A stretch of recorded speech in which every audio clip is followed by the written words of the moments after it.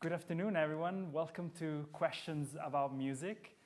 It's lovely to see so many faces in the online, actually in-person audience. I'm sure there are some lovely faces also in the online audience. So for those who haven't been at one of these events before, Questions About Music is a series of conversation here in the Department of Music at the University of Alberta.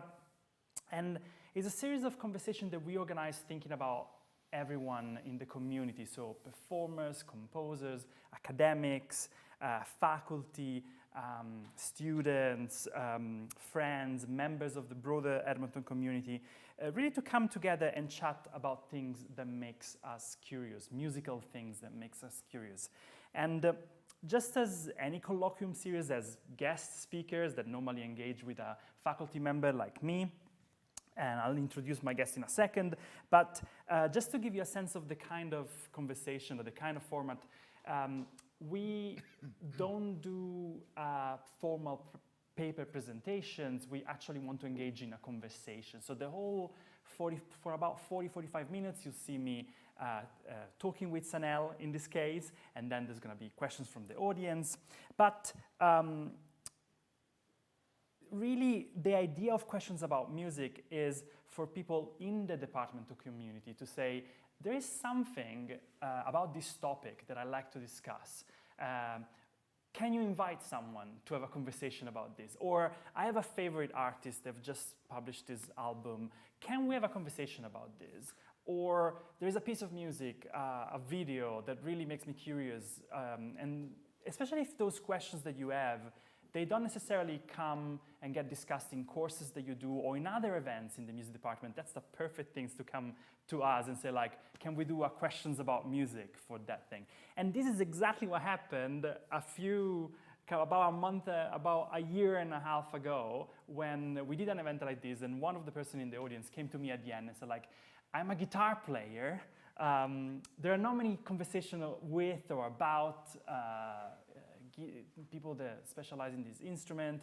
And I was like, okay, let me think about it. I think I have the perfect person to invite that is a guitar player, a classical guitarist, in fact, a very celebrated soloist and multi-awarded guitar player, but also someone that I think is a perfect person to have a conversation with because they have a very prominent online presence. They are a YouTube artist.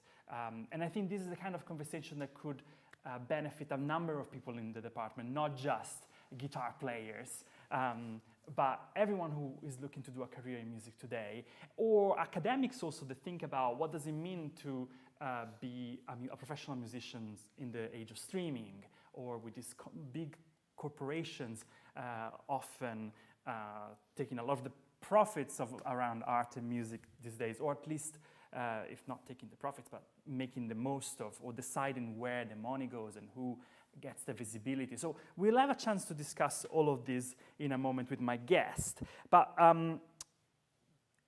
really just keep in mind that if you have something that you would like to talk about, this is the forum for you. So come to us and talk about it. Later this year, we're going to have another session that is dedicated to some professors here at the UofA. It's going to be called Your Professor's Journey, and we invite 2 members of staff to discuss how they got here and their stories, and really also to have a conversation among ourselves. There's going to be a wine reception at the end for the people in the room, and we hope that more and more people come and join us to linger and chat and find out about things that go into this, that happen in this community. But without further ado, my name is Fabio Morabito. I'm a musicologist here in the department, and my guest is Sanel Redzic, who came all the way from Germany to spend some time with us and to play a concert also tomorrow in the Muttard Conservatory, in the Muttard Hall. For the Guitar Society. For the Guitar Society of Edmonton.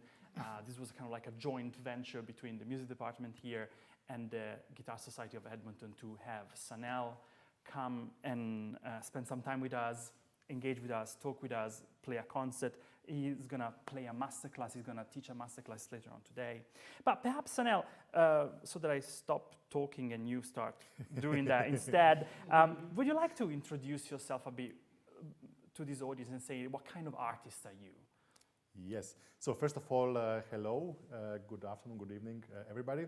I'm really very glad to be here with you today in this room. And by the way, to be for the first time in Canada.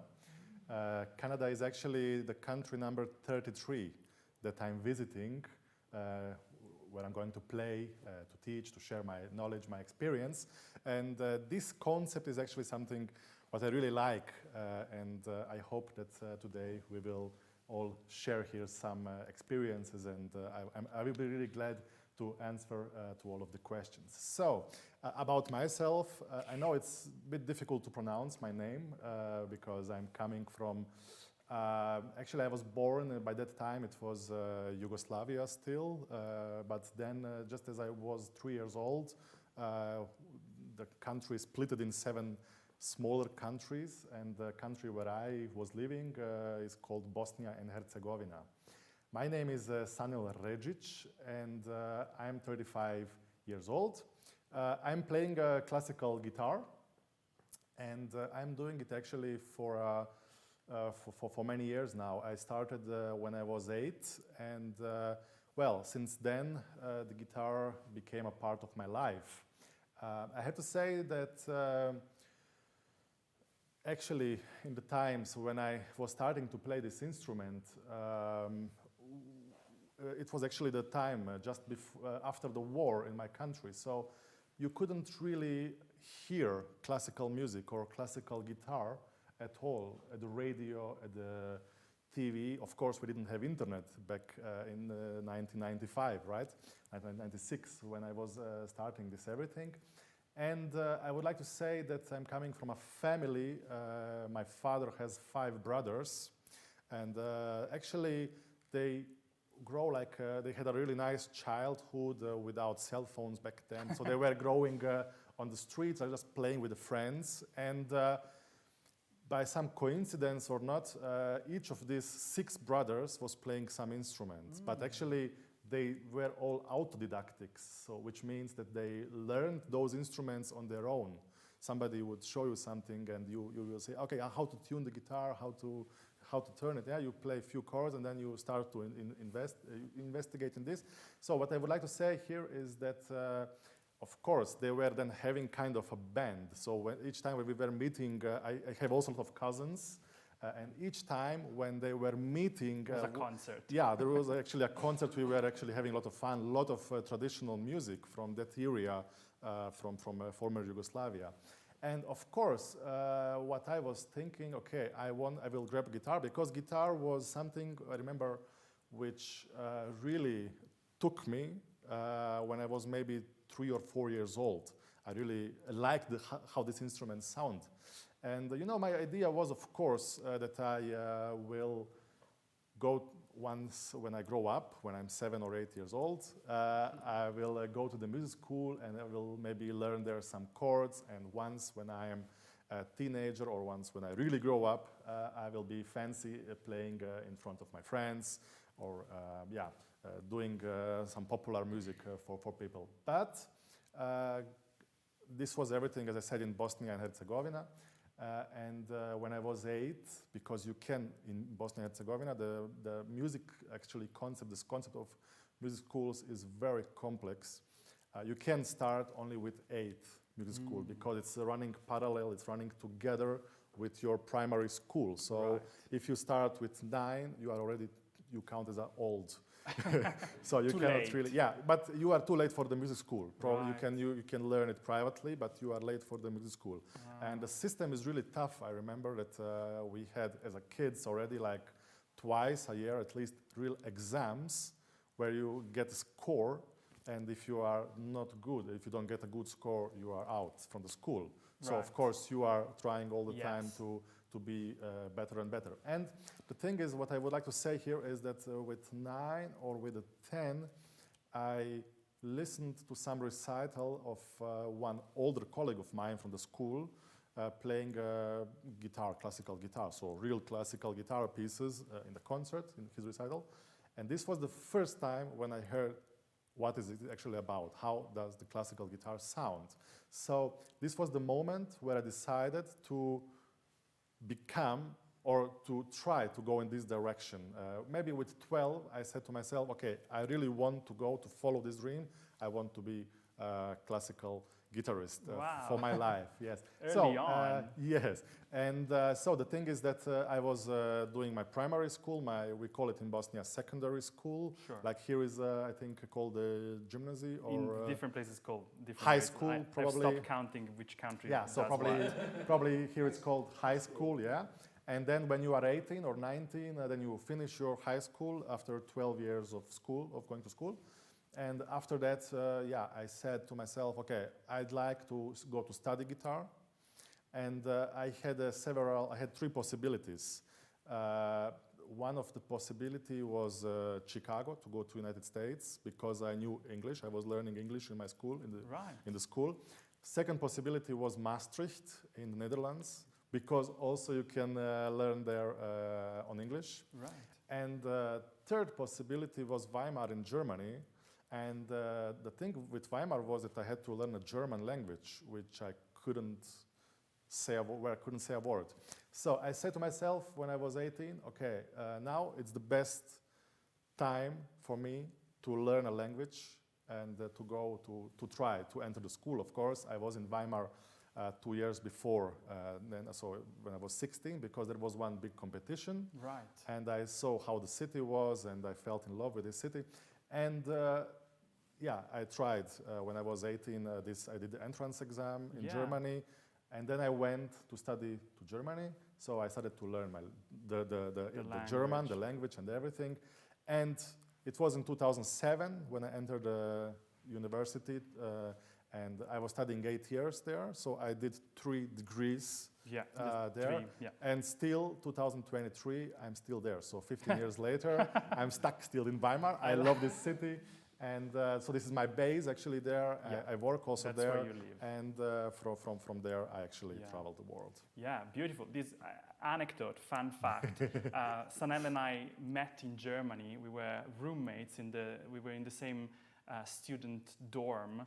There was this student dorm just for music student in Germany, and he was living 2-3 doors down the corridor from me. And I remember coming back home after a long day in the Musikhochschule, and I would listen to this beautiful guitar music, and it's like, and it was him practicing. It sounded like listening to a recording, and I didn't know with what courage I could practice myself in my room when this was like already of that level. And but thank you for giving me a sense of for giving our audience a sense of your journey. But I was wondering now, today, what kind of artist are you? How do you see yourself as an artist? Yes, I'm of course, I would say in the first line, concert artist, because this was always my dream to become. So I feel actually very happy when I'm on the stage, when I'm sharing with my audience my feelings, my music.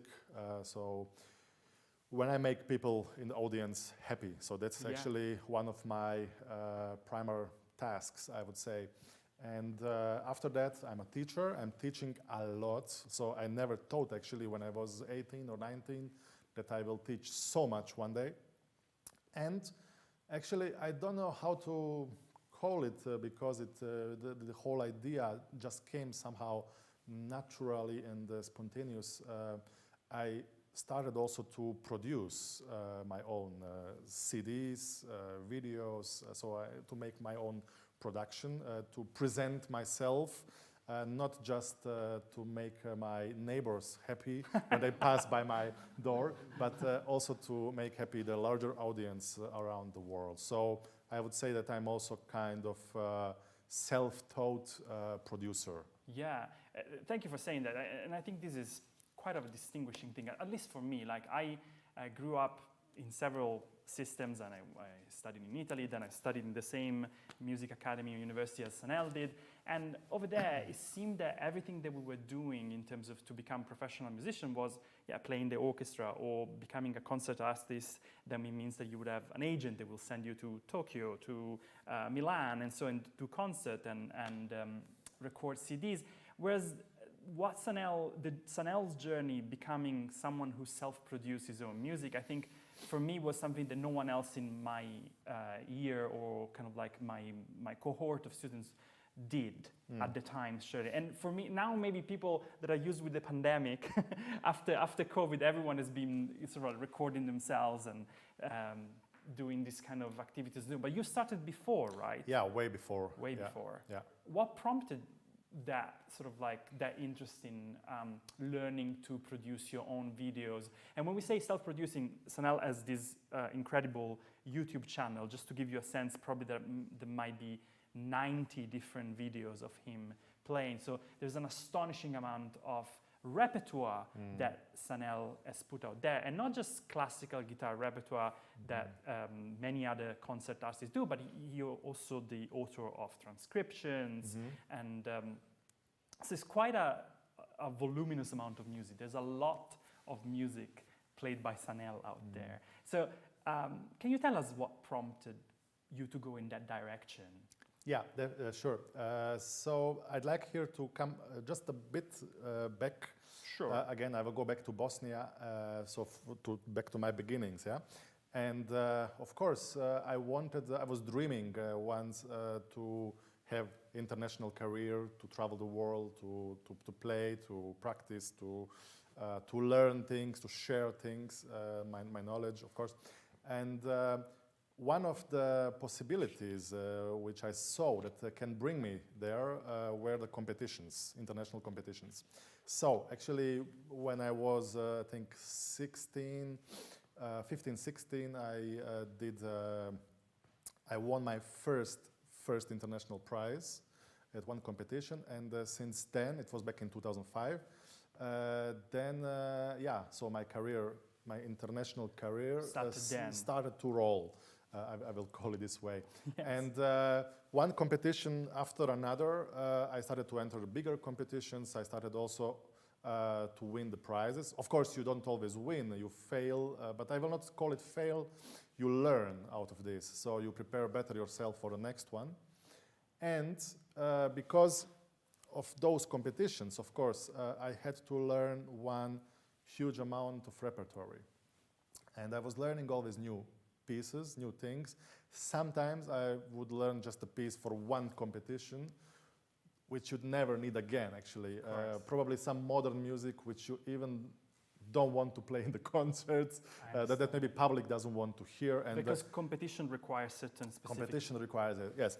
So I thought at the beginning, maybe it would be pity just if I play this amount of repertoire and if I just do it for myself.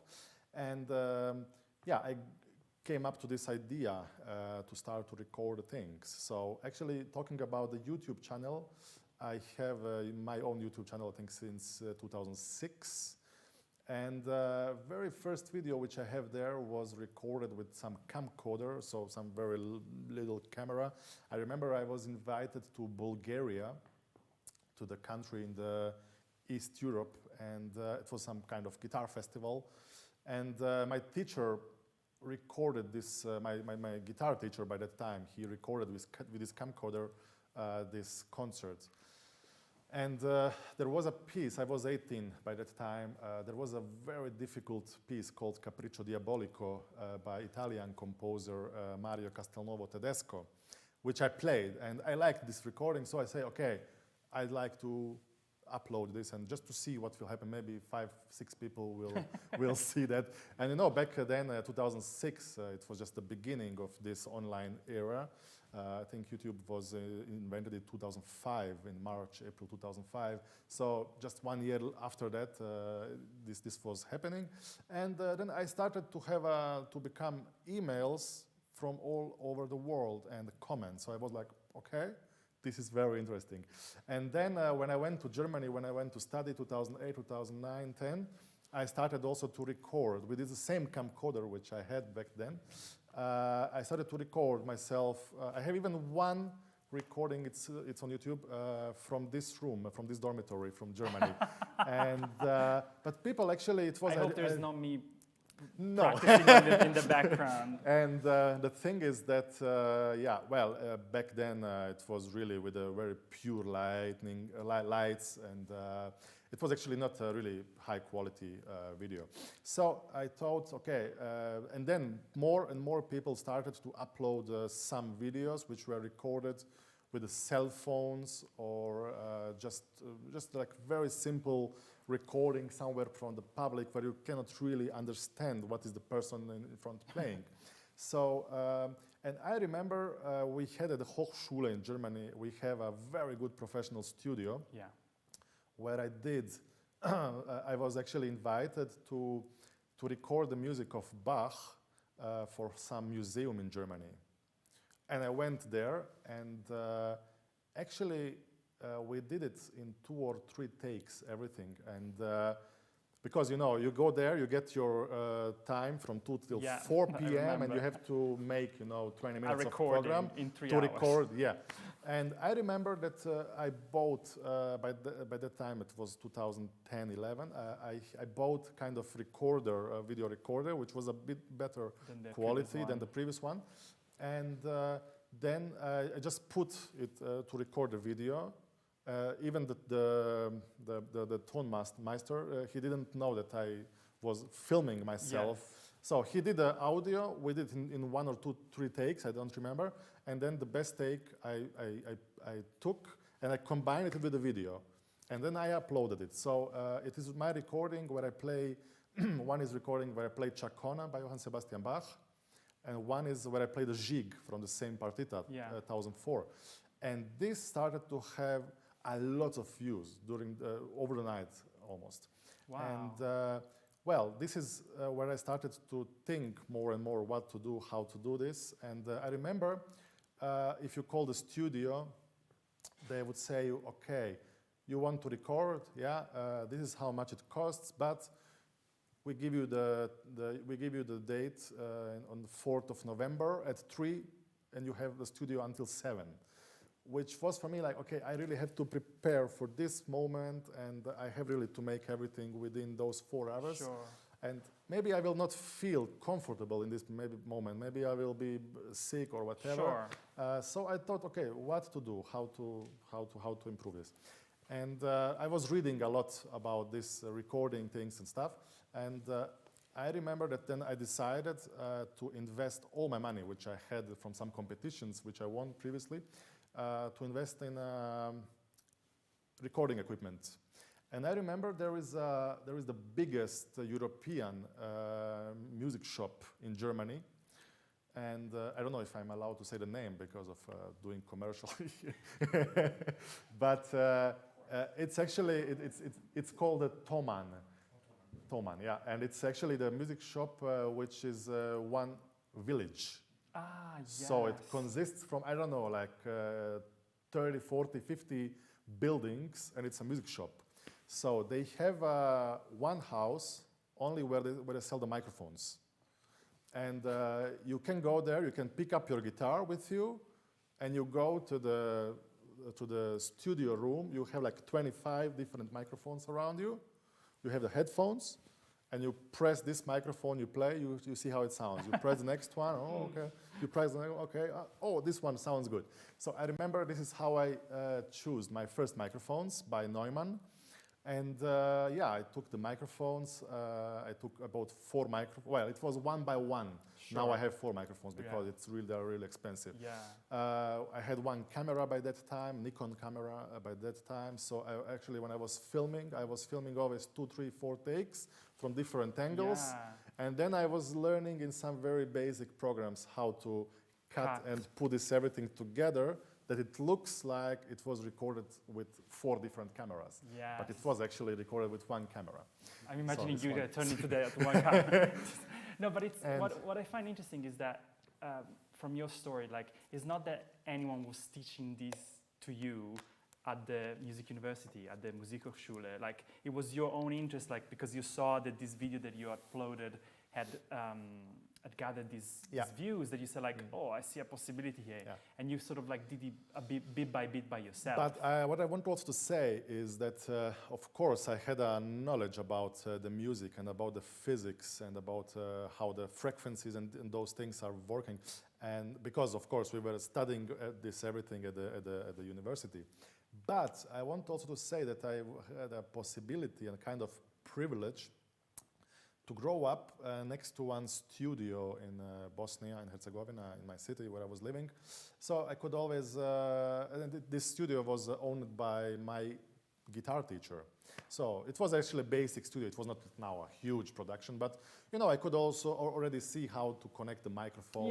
Things So like to learn some very basics. Yes. And I'm sure that even when we were at the music academy, we had such a good studio at the university. You know, I'm sure that maybe you had some conversation with them. They gave you some inputs for sure. I don't doubt that. But I love the initiative. Yes, and the thing was that then when I started to work on this idea, actually this thing with the studio in Toman, it was in 2014. Yeah. And my first video I did at the end of 2015, and the first proper production I did 2016. And what I would like to say, once when I started working on this, I gave up almost like 10 times on this because I saw how big, how huge field it is. And you really need to study this. I still today don't think that I'm like a really professional producer or whatever, but really I think I learned enough to make this what I actually like. And the first idea, the first thing, why am I doing this is because really I like to share my music with my audience around the world, and actually I'm getting all the time some kind of emails, comments, and so it's something actually also talking about how to motivate yourself, because it's not really easy to sit each day or every second day or whatever, sit down and to practice. You need always to have the goals. Yes. And this also was one of my goals, especially during the COVID times when all my concerts were canceled 2020. I was still doing, so I had my idea, I had my project of recording the whole Bach Lute Suite. And you know, I was doing every year 1 or 2 Bach Lute Suites. I think it's fascinating, and I think it's very good food for thoughts also for the students that are listening to you, because at the beginning, especially of someone's career, you might not have concerts, you know, lined up for you. And so if you struggle to think about what can I work towards, you know, you can create your own project.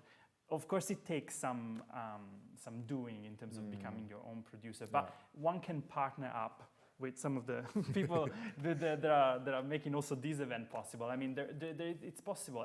But I wanted to ask you, what do you think? Certainly, you said that a lot of people saw you and heard you, and you loved sharing this art. Do you think that this is what made the difference? Do you think that your YouTube channel is what made you the concert artist that are you today? Well, I don't really think it's only YouTube. No. I think it's one part of it, of course. But of course, speaking about the competitions before, which I won. So those competitions, of course, they opened me the door, and it was really very heavy, very hard part of my, how to call it, education, I will say this way. Because, you know, if you, especially in Germany where I was studying, you are there to learn something. You are there to improve. You are there to go in this direction when we speak about the knowledge. And I think not single university or school will force you or will just teach you how to win competitions. Yes. And I think it's also good this way. So actually, I had my part of education where I was learning so many other things and learning about music in general, about music history, about harmonies, about That's my friend. Everything. Yes. and about acoustics and stuff like this, because it's everything very important to understand how your instrument, how your sound projection work in one room. And of course, those competitions had a huge role in my education and in my, not in the education, but in my career way. And actually, this is how I got mostly of my concerts in the beginning. Right.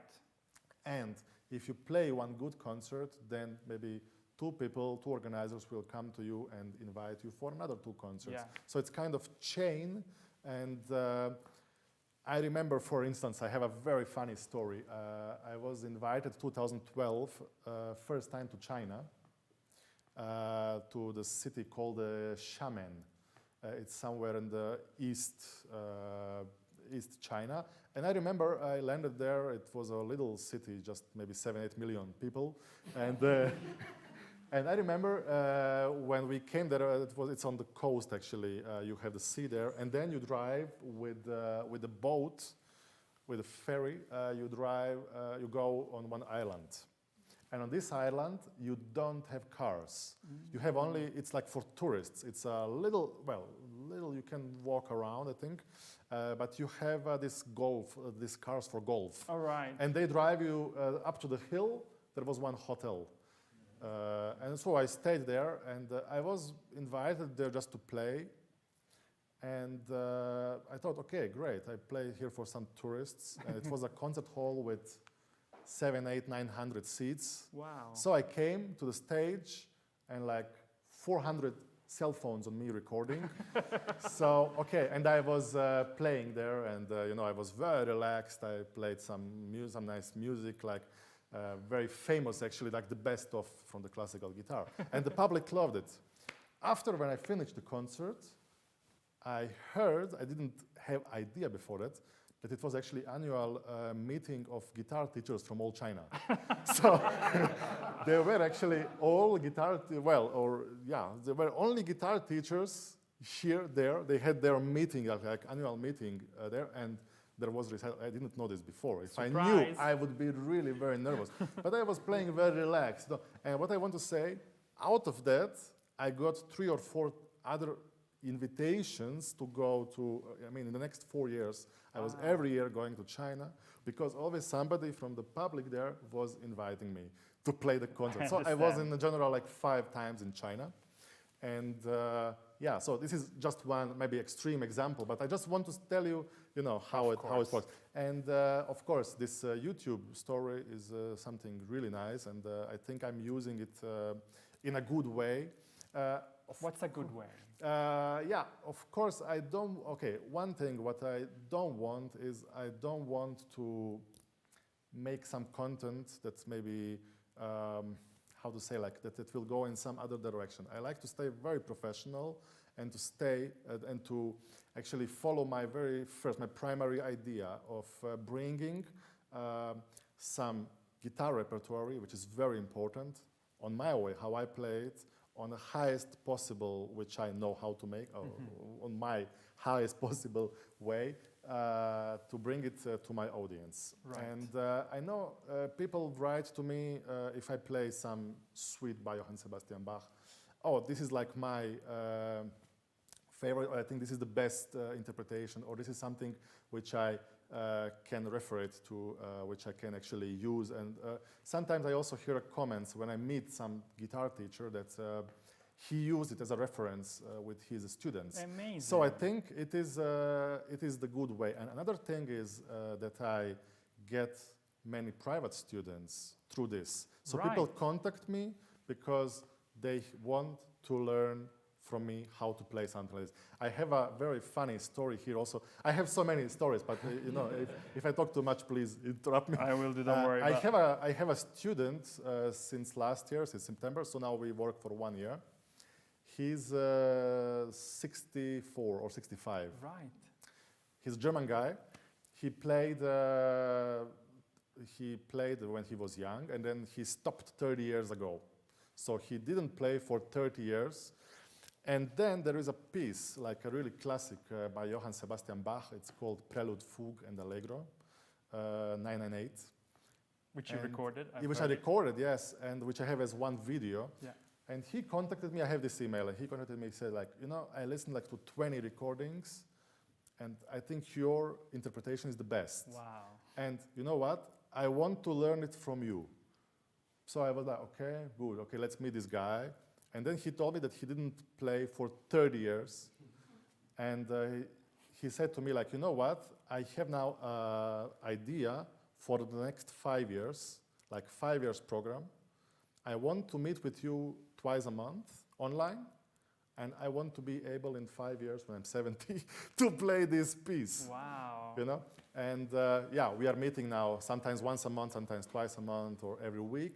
But you know, I want to say it's an interesting story. And then he told to me later, you know, when I finish this, for the next 5 years, I have another. Well, you know, it is, of course, he's improving. He didn't play for a long time. We did also a lot of technical stuff and stuff. Yeah, but this is what I mean. I use it in a good way. I use it really in a professional way. Another also.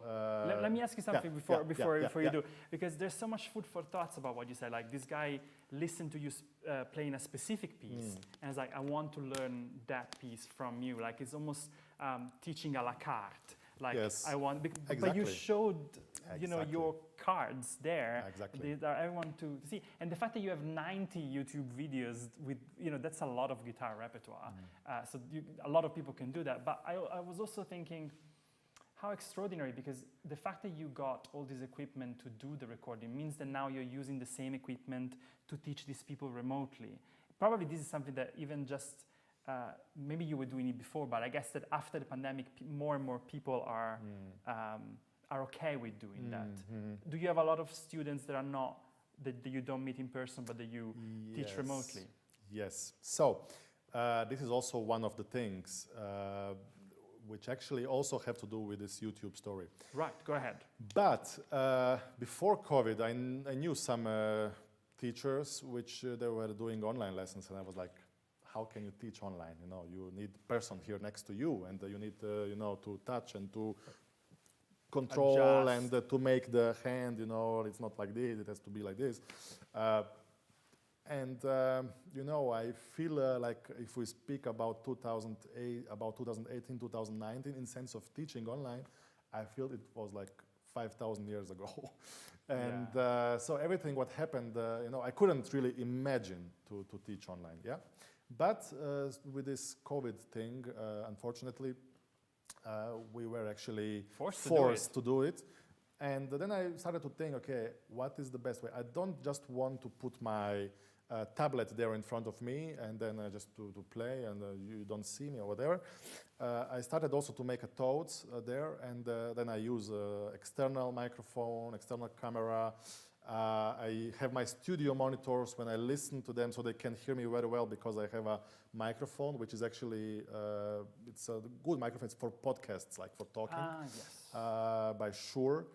And so I started to teach more and more, first my students, but then I started to get requests from all over the world, from the people that want to learn from me, like this story from Germany, from the guy. And so I teach now a lot actually also online.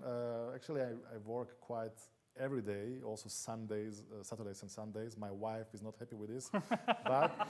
And the thing is that because the time difference as well. Yeah, also this. But you know, I want to say one thing here. In a difficult times, like we had in a COVID, this is something what I learned out of this, is that we always try to find the new solutions, like how to help ourselves. So we get actually, we get very, as a human, we get very, how to say it, with new idea, we come up to new idea. Inventive, thank you, yeah. We get inventive. And when those difficult times are over, we actually keep those things which we were using during the difficult times. So actually, this thing with online teaching now remained for me. Of course, we now all have, again, concerts, and we go back to work, and we are allowed to meet and everything. But this online thing remained. And you know what? I have, for instance, also one student private student that I'm working with. He's from Seattle, from Washington State. Right. And actually, I'm also working now for almost 1 year with him together. We are meeting every week. And he's coming to Edmonton to have tonight lesson, masterclass with me, to meet me in a private, to meet me in a person, yeah? And he's staying for the concert tomorrow also to listen to my concert. So there are actually plenty of those stories where I think I use this technology and those things in a good way. Yeah, I see what you mean with a good way. way. You know, I was also thinking while you were talking about J.S. Bach music that you recorded and the lute suites that you transcribe and the chaconne that you transcribe. You know, this is music that is very readily available from so many different guitar players. And I'm a viola player, so there are so many recordings of Bach solo pieces for viola as well, like for cello, like solo violin, piano pieces, violin. You know. But I'm thinking how many of these recordings are also available as video recording. I don't think that is quite the same. I mean, there are some artists that make a point about creating video recording of themselves, but in my experience of exploring this repertoire, I tend to see more like what looks like trailer-like. We did this production, this CD or this concert, and here have snippets of the video. But you have the whole piece video to you, so people can actually watch you play. So even that, as a pedagogic, if someone is interested in looking at you, watching the video of someone play is something different from listening just to the recording. I think that's I want also to say something here, because my first like serious production with my equipment, so by that time I had 4 microphones and 3 cameras, same cameras, and I already started to, I actually already learned many things because many things are available also nowadays online. So I was reading constantly about this and was trying some things out. So because this Chacona from 2011 was very successful, it was the most successful video on my YouTube channel. Right.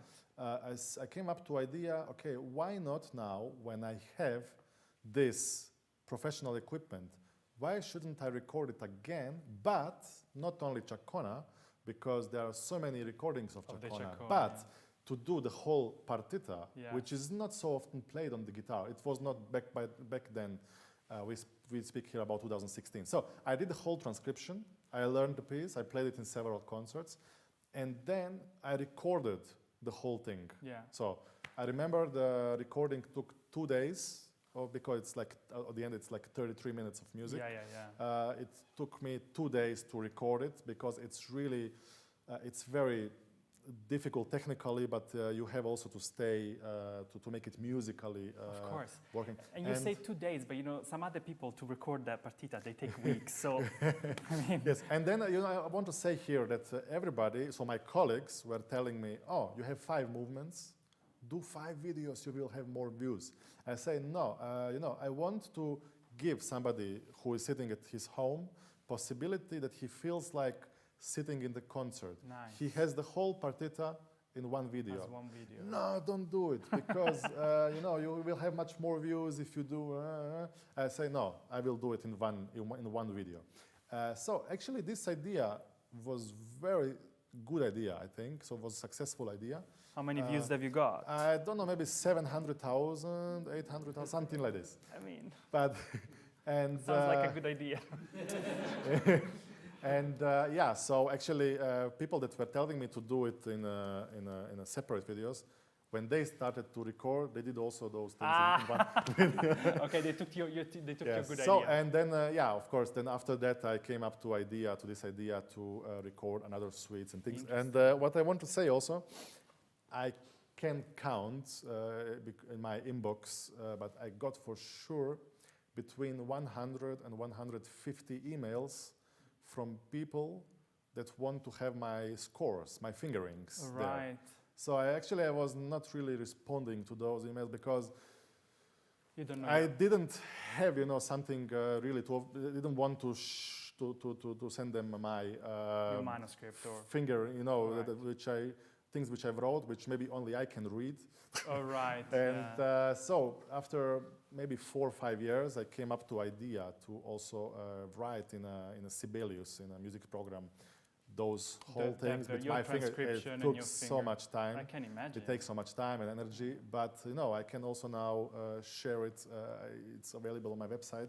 Beautiful. And people actually order it all the time. So do they have to pay to? Yes. I think it's a good idea. I think it's a good idea. So I think it's also one good thing. So talking about using technology and all those things in a good way, in a professional way, because my opinion, you have nowadays so many things.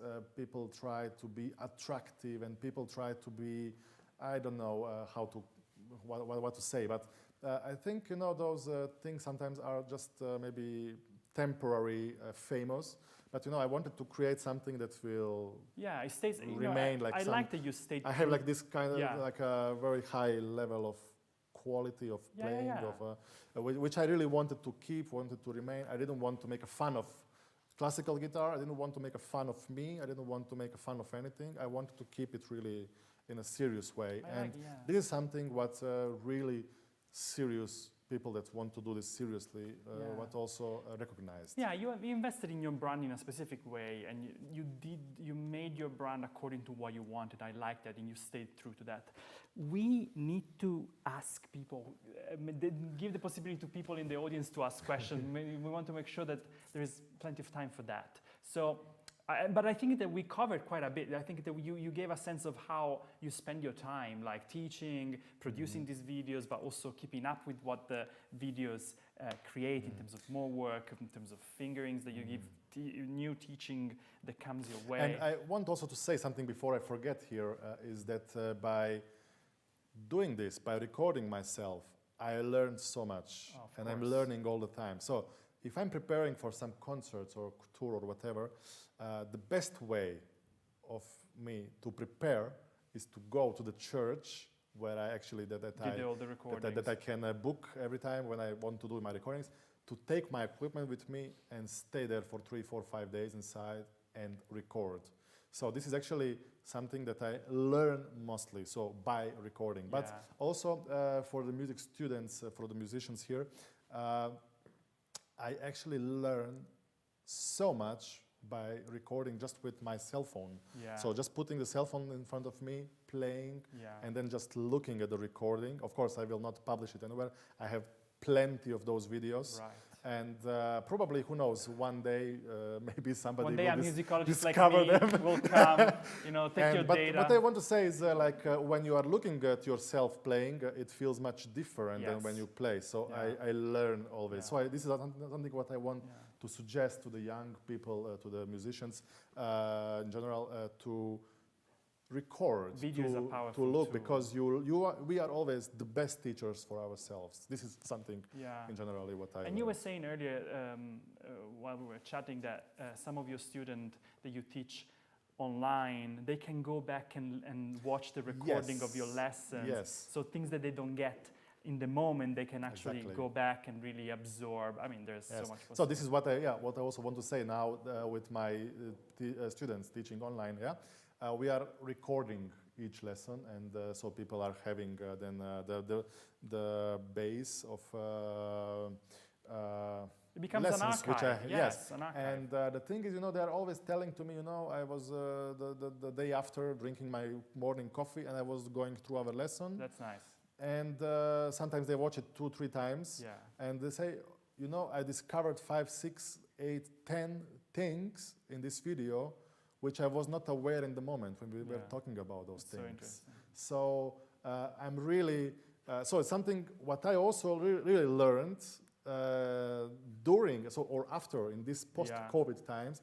It has something really, it has a more good sides. And this is also something what I was doing back when I was studying. Some lessons with my teachers, I was recording also. So I could go home and I could listen again, write down things. Because you get sometimes you're bombed within 60 minutes with so many information that you just cannot absorb in this moment. So this is also one of the very good sides of these things. Excellent. Let's hear from our audience. What question would you like to ask to Sanel? Yes, Sabina. I have a question about recording. How do you record and get over, like I know as musicians, it's very easy to feel self-conscious or very perfectionist about recordings. How do you get over that kind of sensation, especially if you're recording something longer over a period of days? Well, sometimes, of course, I do it, or I try to do it in one take, but actually, what I always say, if you play the concert, and if you play on the stage live, you will always have something little. So you will always have here or there something which is not really so clean, or some phrase that you are not satisfied with. When you are recording, when you are doing those things, you can actually starve for perfection. And so actually, sometimes I record just like I took shorter parts, like 2-3 minutes, and then I record 5-6 times, and then later I select which take I like mostly. So yeah, this is one of the ways. Of course, at the end, when you see the whole video, which is 30 minutes long, 35, 33, it looks like that it went all in one take, but actually it took sometimes 2-3 days to record everything. Because, as I said again, if you do it in one take, you can do it. I can do it, of course, but you will have few notes which are not perfect, that you are not happy. And this is the way that you can make it perfect. So basically, you can be a perfectionist with video. Yes, and I don't think it's a bad, because it's a kind of reference that remains, that stays. Of course, all the CDs that are produced for the big companies or whatever, they are also all not recorded in one take. So they are all recorded in different takes, and somebody was sitting there, was editing this, even much before, when they were doing those tracks, when they were cutting the track and putting the track together. It and yeah. It's amazing. So yeah. Josh, you wanted to ask? So as a career performing musician, what would you say is your primary source of income? Oh yeah, well, primary source of income is for sure teaching. This is how I pay my bills. And yeah, so it is probably also possible to live only from the concerts, but it might be very risky. So I know also some musicians, also some guitarists that are living from the concerts, or that were living from the concerts, but you have always a kind of, it's always risk that maybe you get heard that you maybe have some an injury. Injury, yeah, thank you. That you cannot maybe play for 1 year or several months or whatever. So it's always good. So this was also my idea when I started back in 2012 to teach. So yeah, and I think now it became always more and more and more and more, so that it became now my primary source of living. And I love it also, you know. By teaching, I learn also so much. So it's all the time, it's one process, So which true. I have a feeling that's still growing and growing and growing and growing. So. And also, you know, you get paid by YouTube, right? Like. Yeah, it's not so much, it's a little bit. So Right. you get, I can tell you, you know, every 2 months, like 80, 90 euros. Right. I Which understand. is not really, Okay, so you get yeah. like for I was expecting 100,000 clicks, you get 40 euros. Okay. So which is not really that much. So actually, but you know. I mean, better than nothing. Yes, but you cannot really live from this. No, you can't live. You can't live. But you know, I was thinking that the difference with Spotify, for example, by the way, on that piano there are some CDs that Sanel recorded that you're welcome to peruse and purchase as well. But you know, those albums are also on Spotify. Yes. I guess through Spotify you get even less than what you get. Yes, through so Spotify pays even less. Yes. Yes, that's true. So from those things you don't really get rich. Yes. And this is also something that those big platforms are counting with. So they are counting with that they promote you.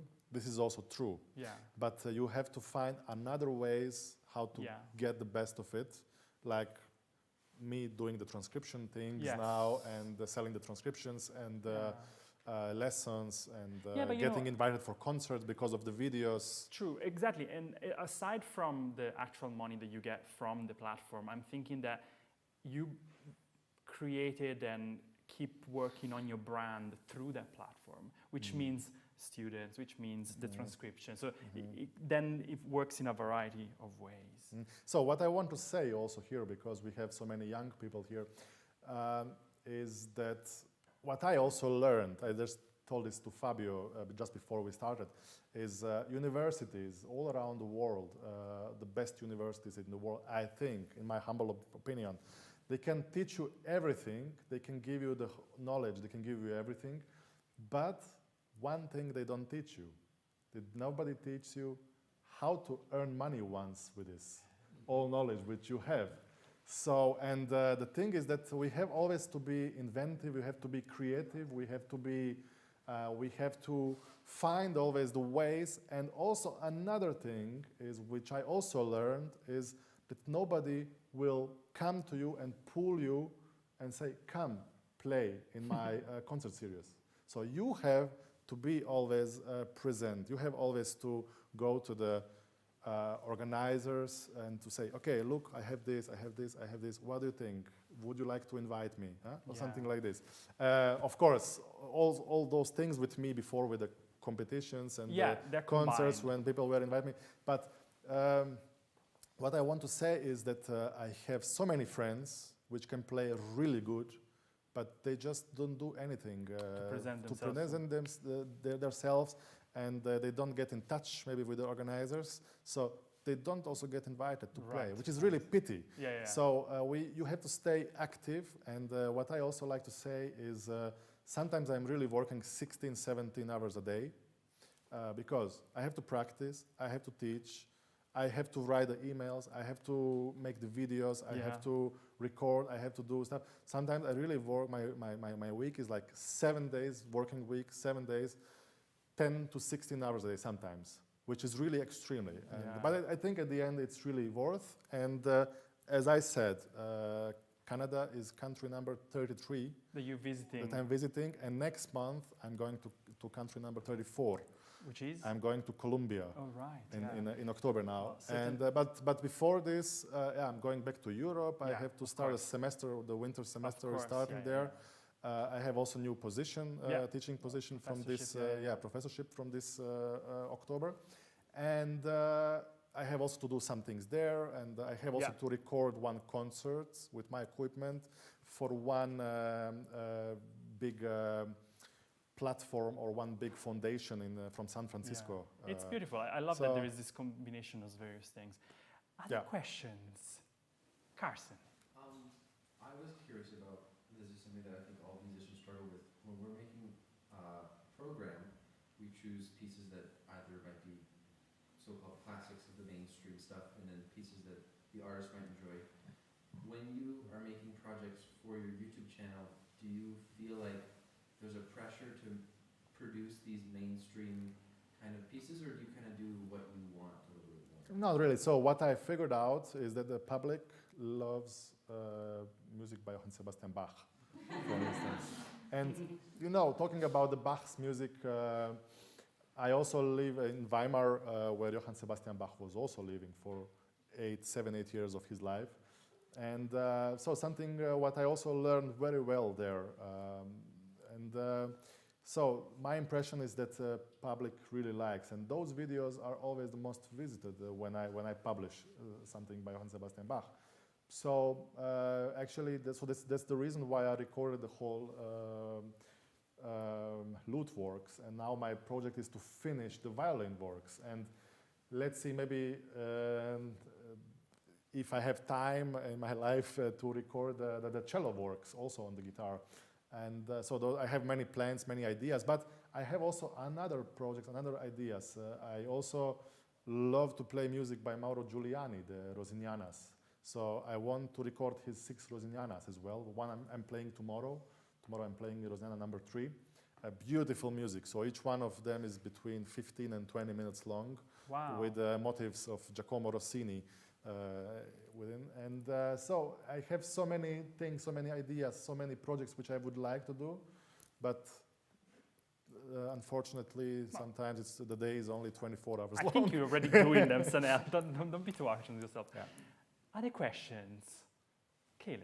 I'm curious about if, and the answer can obviously be no for this. If you're making adjustments for the changes that are happening through online platforms and hosting, where more people, as much as you're talking about putting up the whole partita, for example, and I'm pretty sure anybody in this room would sit and listen. You also have a generation of people that are coming up who have grown up with TikTok. And having an attention span of 30 seconds. Or and even less. You think all of this, that you bring up Bach, the Netherlands Bach Society, I don't know if anybody has seen these. Yeah, of course. It's beautiful. Yeah. And it's the exact thing you're talking about with video. But they'll have these snippets that are like 45-second videos that link to at least 4 or 5 others related with the project that they just finished recording. And I'm curious to know if you're doing something like that in response to the sort of shortened attention span that's coming. You mean like to share some shorts or? Either that, or like if you're piecing together or doing like a prelude to your other videos, for lack of a better word, or just if you're attending, I suppose, to this shorter attention span. And how you're doing Well, I know. I'm very aware of this. What are you telling about? And I know we did, or I was in one lecture, and the guy was telling there that actually the young generation has attention of 7 seconds. After 7 seconds, they switch. They go to the next short. But as I said at the beginning, I'm not actually really interested in being sympathetic and doing the videos which are 7 seconds long or half a minute or whatever. Actually, my idea and my main project, idea is to offer some quality content.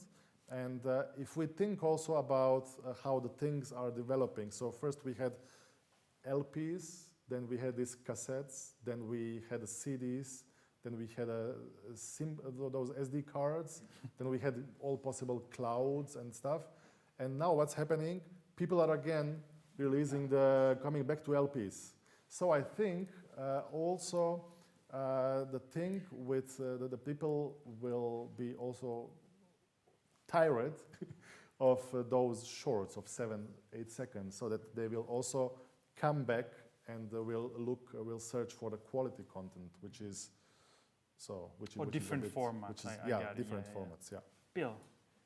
I have kind of a long question. Okay. I'm sure it might be interesting. I had the very good fortune to hear Segovia in person, the Romero brothers, the family in person. Okay. And I heard them at stages where they were getting in larger and larger concert halls, huge concert halls, yet they played acoustically. Now I'm sure that the auditor in those spaces had an inferior listening experience because the instrument is meant to be played in a smaller place like you're playing tomorrow night. But you have perfected the technique of recording this with 4 microphones around you. The sound you record is undoubtedly impeccable, but the people listening, what you've done on YouTube and such, are listening through this. Yeah. So they're getting an inferior product for what you're producing. You're producing the highest possible, better than what Segovia and Romero's did, yet the people are getting something inferior. How do we reconcile that? Yeah, that's true. True. But the thing is that, for instance, me, when I go to listen to somebody, of course, if I have to get some idea, some impression, I also listen on my phone or something. But actually, I like really to sit down and to listen. I listen now recently a lot of music on my studio monitors, where I really sit in front, and if I reach some recording, which is not really on a high quality recorder or some cell phone recording, then I search for the one which is studio recorded. Yeah, it is. So of course there are always good and bad sides of each cake. Also the thing is with these phones is that you have possibility to open something. Now we have possibility to find a video of me or from somebody from Japan or China or Italy or wherever, and we can listen to this on our phones. But yeah, unfortunately, the quality. So it's really just a reference for listening here. Yeah. It's not the experience the speakers. No. But I'm sure that there are so many people, and people are writing to me, so also in the comments and the emails, that when they listen to my recordings, they really listen with the Listen to them. headphones, and they like to, because they know what they are getting. Yeah. Yeah. Excellent, thank you. Yes. I also want to say about this platform. I was today talking with somebody about this, the platform called Tonebase. Probably some of you, the guitarists, heard about it. And Tonebase is actually was made by a friend of mine from Germany also. It's actually the platform. The primary idea was that teachers from all over the world take one teacher takes one topic. Yes. Speaks about it, teach. So that's quite a kind of a masterclass. Yes. And they upload it there, and then they actually give it they give the possibility to the students around the world to learn from the best teachers. Interesting. Which means you have one very good teacher in US, let's say, and you have one student somewhere sitting in China or somewhere in Russia or somewhere in Spain, or he cannot maybe afford to go somewhere to study with him, but he goes in front of computer and it's very successful platform. But 2016, I was asked by a friend of mine, by Igor, who started this platform. He was studying in US, in California back then. And they got some grant to start something, so they started this. And he asked me and 9 of my colleagues, so similar age, and he asked us to pick up 3 topics and to record with the idea was to record with a cell phone. So you put the cell phone in front of you, you play, you record. So 9 of my colleagues did it with a cell phone. And you? And as I had equipment, I did it with 2 or 3 cameras in my flat with the microphones. And Igor said to me, oh, stop now. We forget about the cell phones. Everybody who has now to record in the future has to do it professionally. He has to find a way how to do it professionally. So you're setting the standards. I did the standard. And the thing is that then he was sending my video as a reference to the best teachers in the world. But I was like, okay, if I knew that this will happen, I could at least, sit and write down the script, what I will speak. Because, I was speaking about Heitor Villalobos Etude number 1, and I was so it was a kind of a lesson. Kind of a lesson, but kind of like now, you and me, a conversation, kind of conversation, improvisation. And I was like, later when it was done, I was like, okay, I could have tell this, I could help this, this and this. And now he's sending those videos to the best teachers around the world. I saw a question from Brian. Yeah, just quickly, I was curious. I mean, you're clearly very intentional about how you record and put these together, the technology you use.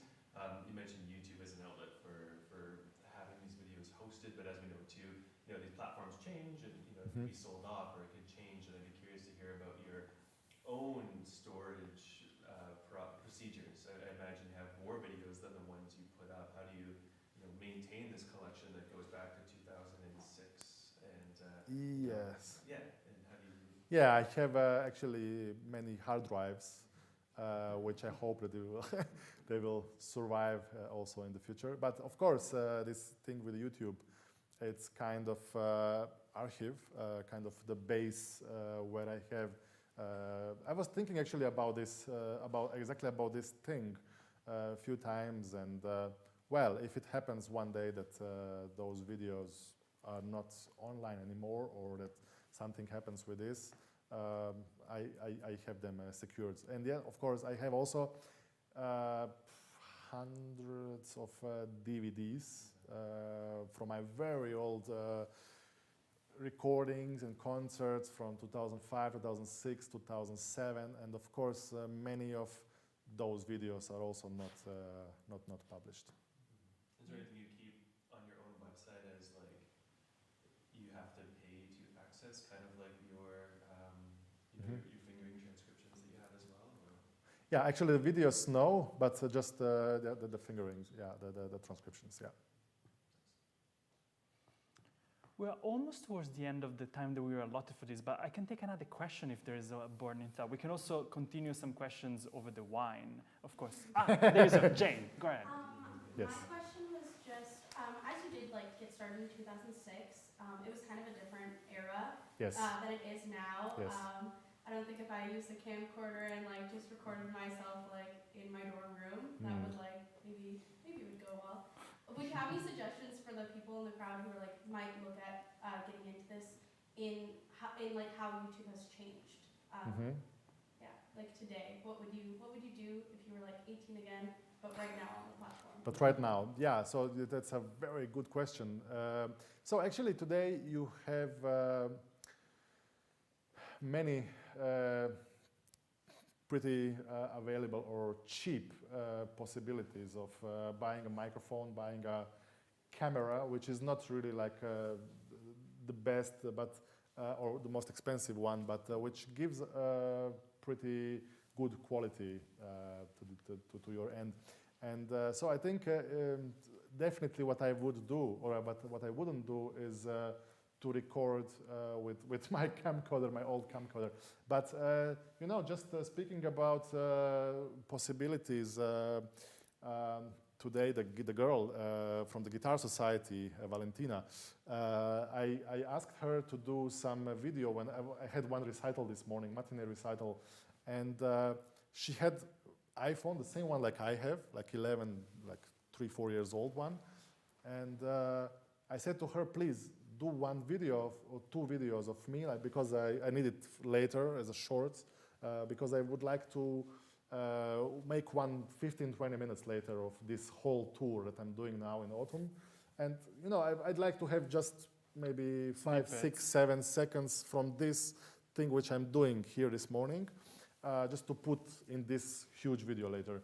And yeah, she said, okay, yeah, should I do it this, like doing for story, you know? I say, no, you do it this way, and you do it on 4K, on 60 frames per second. And she was like, what's this?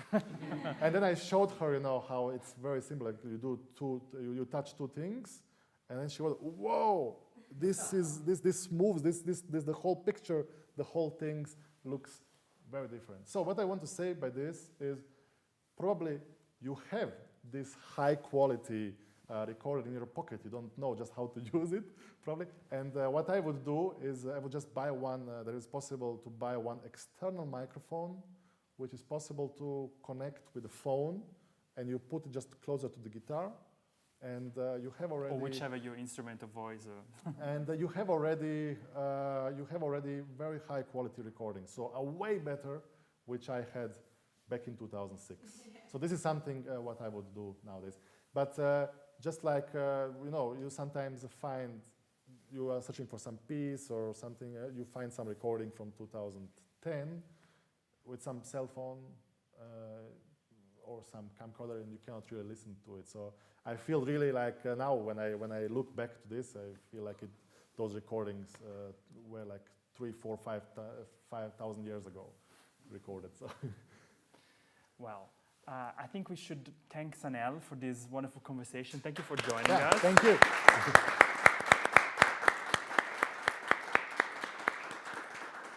And let's invite the public tomorrow for the concert. Of course. I will be very glad to see you in the public tomorrow. Carson, help me. Muttard Hall? Yeah, Muttard Hall, which is next to Chateau Lacombe in downtown. It's in Alberta College. Yeah, Alberta College or Alberta College. There's too many names for it now. Right, perfect. Thank you very much, and please join us for the wine reception. Thank you. Don't linger. Well done. Yes. Congratulations.